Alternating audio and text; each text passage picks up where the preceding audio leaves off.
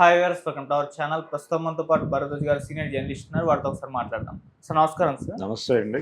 Sir, Janasena పార్టీని తమిళనాడులో కూడా విస్తరిస్తాం అవసరమైతే అని చెప్పేసి పవన్ కళ్యాణ్ గారు అయితే ఒక స్టేట్మెంట్ ఇచ్చారు సార్. ఆల్రెడీ తెలంగాణలో పార్టీ ఉంది, ఇప్పుడు ఆంధ్రప్రదేశ్లో రూలింగ్లో ఉంది. మరి తమిళనాడులో కూడా ఫ్యూచర్లో తీసుకెళ్లే అవకాశాలు అయితే ఆయన చెప్పిన మాటలో మనం అర్థం చేసుకోవచ్చు. సో మొత్తం దక్షిణాది రాష్ట్రాలన్నింటిలో కూడా తన పార్టీ విస్తరణ చేసే అవకాశం ఉన్నా కనిపిస్తుందా, లేకుంటే ఇండియా లెవెల్లో వెళ్ళే ఛాన్స్ ఉందా? ఇప్పటికైతే తమిళనాడులో పొజిషన్ ఏ విధంగా ఉంటుంది సార్ ఒకళ్ళు వెళ్తే?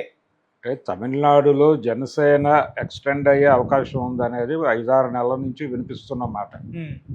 ఇది ఒక రకంగా అధికారికంగా ఆయన చెప్పాడు ఇప్పుడు. కానీ 5-6 నెలల నుంచి ఈ సందేహాలు అయితే ప్రపంచంలో ఉన్నాయి. ఎందుకంటే తమిళనాడులో డిఎంకే ప్రభుత్వాన్ని గద్దె దించడం అనేది జనసేనకి తల్లి పార్టీ ఒకటి ఉంది కదండి, బీజేపీ అని, వారి కార్యక్రమం. ఆ కార్యక్రమాన్ని ఆయన మొన్న జనసేన ఆవిర్భావ సభలో కూడా చాలా బలంగా వ్యక్తీకరించారు పవన్ కళ్యాణ్ గారు. వారు ఏమంటారు అంటే, హిందీ మీదుగా ఆయన తమిళ నాయకుల మీద గట్టిగానే దాడి చేశాడు. అలాగే ఆ మధ్య ఆయన ఈ సనాతన ధర్మం వ్యవహారంలో చాలా క్లియర్గానే ఉదయనిధి స్టాలిన్ మీద అటాక్ చేస్తున్నాడు. ఇలా చాలా సందర్భాల్లో ఆయన డిఎంకేకి వ్యతిరేకంగా మాట్లాడటం ఇదంతా ఒక కార్యక్రమంగా జరుగుతూ వస్తుంది. అలాగే మొన్న ఆయన ఈ దక్షిణాది రాష్ట్రాల ప్రతిపక్షాలు, అధికార పక్షాలు అందరినీ ఇన్వైట్ చేశాడు మీటింగ్కి స్టాలిన్. ఇన్వైట్ చేస్తే దానికి వాంటెడ్గానే వెళ్ళలేదు. వెళ్ళము అనేది కూడా ఆయన ఆవిర్భావ సభలోనే చెప్పాడు. మేము జాతీయ సమగ్రతను కోరుకుంటున్నామన్న పద్ధతిలో మాట్లాడాడు. అంటే ఒక రకంగా అఖండ భారత్ అనేది వాళ్ళ ఎజెండా అన్నట్టుగా కూడా ఆయన అభిప్రాయ ప్రకటనలు చేస్తున్నారు. అలాగే గతంలో పవన్ కళ్యాణ్ ఒకసారి ఓ సందర్భంలో మేము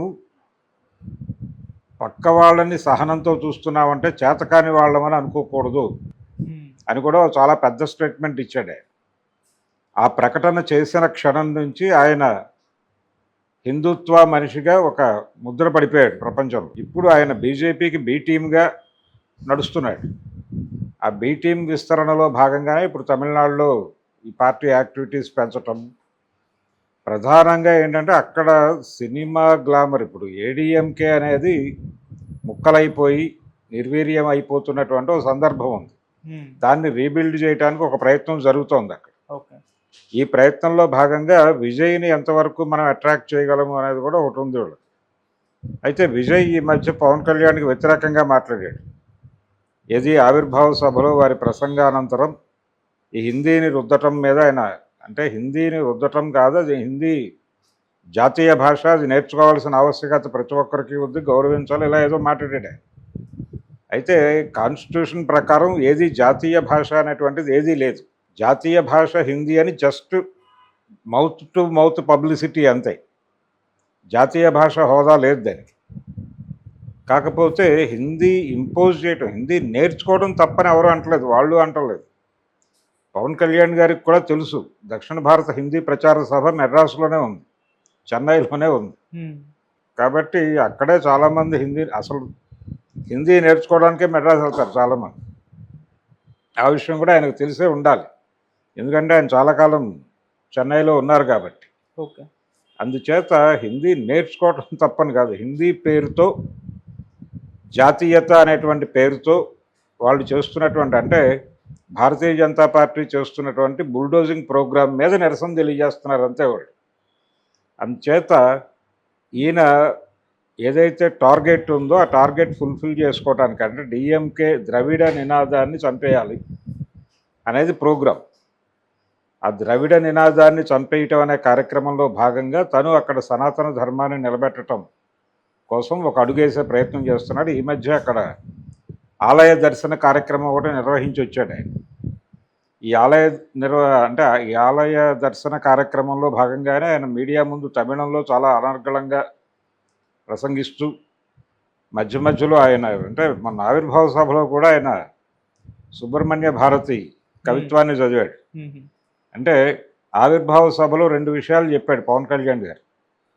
ఆ సభలో ఆయన ప్రసంగం ఓపెనింగ్ దాశరథి కృష్ణమాచార్యుల వారి కవిత్వంతో మొదలైంది. అంటే తెలంగాణలో మేము బలంగా ఉంటాము అని చెప్పడం. దానికి కంటిన్యూషన్లో సుబ్రహ్మణ్య భారతి గారి కవిత్వం చదివాడు. సుబ్రహ్మణ్య భారతి కవిత్వం చదివినప్పుడే ఈ తమిళనాడులో కూడా కాలెడుతున్నాడు ఈయన అనే విషయం ప్రపంచానికి అర్థమైంది. ఓకే.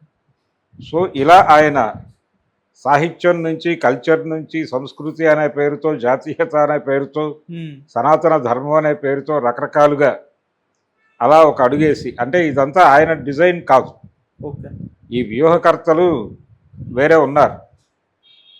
అక్కడి నుంచి నడుస్తున్నటువంటి స్కీమ్ ఆయనే పదే పదే కోరుకున్నాడు గత ఎన్నికల కంటే ముందు, నా జీవితానికి ఒక రూట్ మ్యాప్ ఇవ్వండి, నా జీవితానికి ఒక రూట్ మ్యాప్ ఇవ్వండి అని. వారు కటాక్షించి రూట్ మ్యాప్ ఇచ్చారు. ఆ రూట్ మ్యాప్ ప్రకారం ఇప్పుడు ఆయన అక్కడ కూడా పెడుతున్నాడు. వారు ఆదేశిస్తే పాకిస్తాన్లో కూడా పెడతాడు పవన్ కళ్యాణ్. కాబట్టి ఇది రూట్ మ్యాప్లో భాగమే. ఓకే. రూట్ మ్యాప్లో భాగంగానే పెడుతున్నాడు. ఇదంతా కూడా ఇప్పుడు ప్రస్తుతం దక్షిణ భారతదేశాన్ని రకరకాలుగా ఇబ్బందులు పెట్టే ప్రయత్నం జరుగుతోంది. ఒకటి, కాంగ్రెస్ పార్టీకి మొదటి నుంచి కూడా సౌత్లో ఇబ్బంది జరిగిన ప్రతిసారి, అంటే నార్త్లో ఇబ్బంది పడ్డ ప్రతిసారి సౌత్ ఆదుకుంటూ వచ్చింది బలంగా. ఎన్టీ రామారావు గారిని వాళ్ళు బలంగా వ్యతిరేకించడానికి కారణం అదే.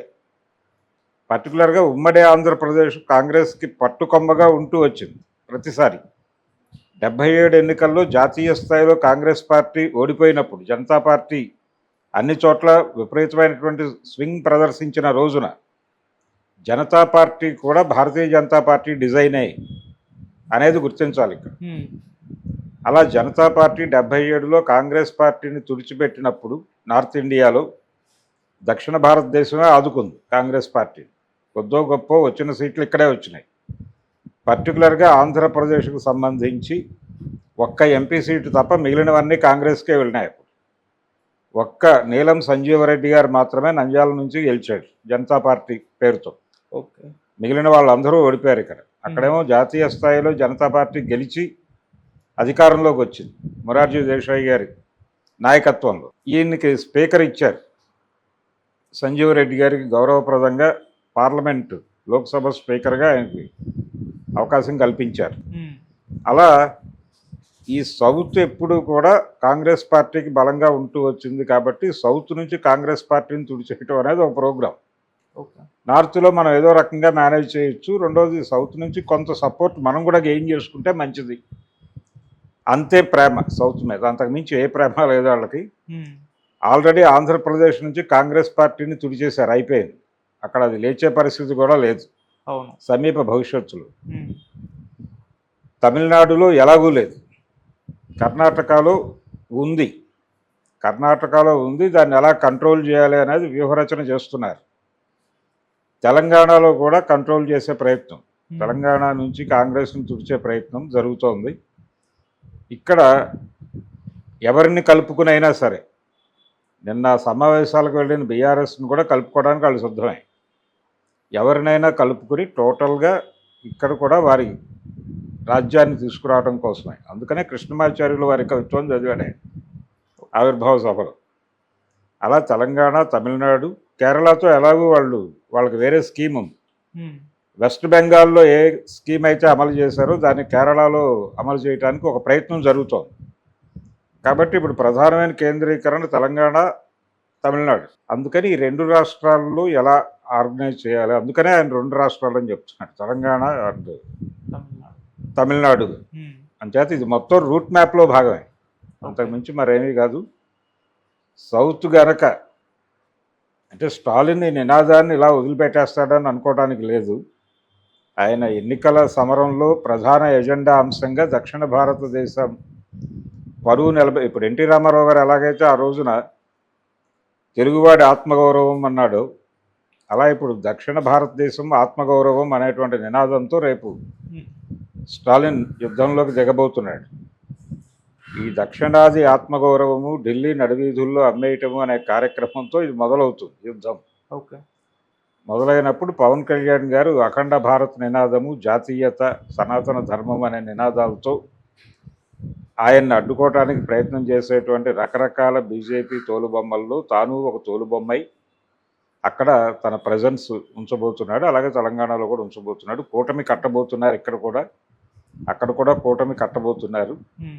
ఈ కూటమిలో భాగంగా ప్రతి చోట ఏదో రకంగా షేర్ తీసుకోవాలి పవర్లో అనేది పవన్ కళ్యాణ్ గారి అంటే పవర్ స్టార్ కాబట్టి పవర్ కోసం తాపత్రయపడుతున్నాడు ఆయన. అలా పవర్ ప్రోగ్రాంలో ఉన్నాడు ఇప్పుడు. కానీ తమిళనాడులో సార్ వర్కౌట్ అవుతుంది. ఎందుకంటే ఇప్పటికే పవన్ కళ్యాణ్ గారు హిందీ మీద చేసిన కామెంట్స్ అక్కడ నెగటివిటీ వచ్చింది. అండ్ డీలిమిటేషన్‌కి వాళ్ళు మద్దతు తెలపలేదు. అండ్ సనాతన ధర్మం అని ఈయన మాట్లాడతారు అవును, అదే. కాబట్టి మరి మొత్తం నెగటివిటీ ఉంది. అంటే అక్కడ కూడా కొంతమంది ఉన్నారు. హ్మ్.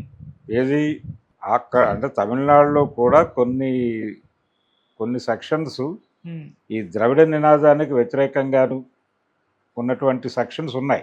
వాటిని యునైట్ చేయాలి, వాటికి ఊపిరినివ్వాలి అనేది వీళ్ళ ఉద్దేశం. హ్మ్. ఊపిరినిచ్చి ఇప్పుడు మొత్తం జాతీయ స్థాయిలో యాక్చువల్గా ప్రతి రాష్ట్రంలోనూ ఉన్నటువంటి ఓటర్లు వాళ్ళ ప్రాంతీయత ఏమిటి అని గనక తీస్తే హైదరాబాద్లో సెటిలర్స్ ఓట్లు అంటున్నారు ప్రతిసారి. హైదరాబాద్లోనే కాదు, ప్రతి ప్రాంతంలోనూ సెటిలర్ ఓట్స్ విపరీతంగా పెరిగినాయి. తమిళనాడులో కూడా పెరిగినాయి. తమిళనాడులో పెరగడానికి కారణం ఏంటంటే అక్కడి నుంచి వస్తున్నటువంటి వాళ్ళు ఇక్కడే ఓట్లు నమోదు చేయించుకుంటారు. హ్మ్. ఇప్పుడు ఈ గుజరాతీ బనియాలు, రాజస్థానీ మార్వాడీలు వాళ్ళందరూ ఇక్కడే ఓట్లేస్తారు కదా, వాళ్ళు అక్కడికి పోయి ఓట్లేరుగా. అవును. అలాగే అక్కడి నుంచి వలస వస్తున్నటువంటి వలస కార్మికులు అందరూ ఇక్కడే ఓట్లు రాయించుకుని ఇక్కడే ఓట్లేస్తారు కదా, హ్మ్. ఎందుకంటే ప్రయోజనం ఇక్కడ పొందాలి వాళ్ళు. సో అదొక ఓట్ బ్యాంక్ ఉంది వాళ్ళకి. అది కాకుండా ఈ ద్రవిడ రాజకీయాల మీద మొదటి నుంచి వ్యతిరేకత ఉన్నటువంటి సెక్షన్స్ కొన్ని ఉన్నాయి. వాటికి ఒక బలమైనటువంటి శక్తి తోడైతే అవి లేస్తాయి. ఆ ప్రయత్నం కూడా చేస్తున్నారు వాళ్ళు. నిజానికి వాళ్ళ మీద ఆధారపడే కాంగ్రెస్ పార్టీ బతుకుతూ వచ్చింది, చిదంబరం అనుకో వీళ్ళందరూ. హ్మ్. ఇప్పుడు కాంగ్రెస్కి ఆ ఏరియా లేకుండా బీజేపీ క్యాప్చర్ చేసే ప్రయత్నం చేస్తోంది. అంటే ఆ రోజున కేంద్రంలో కాంగ్రెస్ పార్టీ అధికారం ఉంది కాబట్టి దాని మీద ఒక హోప్తో వీళ్ళందరూ అటు కదిలారు. వాళ్ళందరినీ ఇప్పుడు తన వైపుకి ఆర్గనైజ్ చేసుకునే ప్రయత్నం బీజేపీ చేస్తోంది. ఓకే. ఇలా పవన్ కళ్యాణ్ ఎంటర్ చేయడం ద్వారా సినిమా పరిశ్రమలో కూడా మెజారిటీ ఇప్పటికీ అక్కడ తెలుగు ప్రజెన్స్ ఉంది. హ్మ్. తమిళనాడులో తెలుగు ప్రజెన్స్ బలంగానే ఉంది. తెలుగుకి అన్యాయం జరుగుతోంది అనేటువంటి మాట ఒకటి ఈ మధ్యకాలంలో బలంగా వినిపిస్తోంది. అంటే చాలా స్కూళ్ళల్లో తెలుగుని తీసేశారు. ఇంతకుముందు తెలుగు కూడా బలంగా ఉంది అక్కడ. ఈ మధ్యకాలంలో తెలుగుని తీసేయటం అనే దాన్ని కొంచెం తవ్వి అదో సెంటిమెంట్ రాజేసి అక్కడ కొంత తెలుగువారి సెంటిమెంట్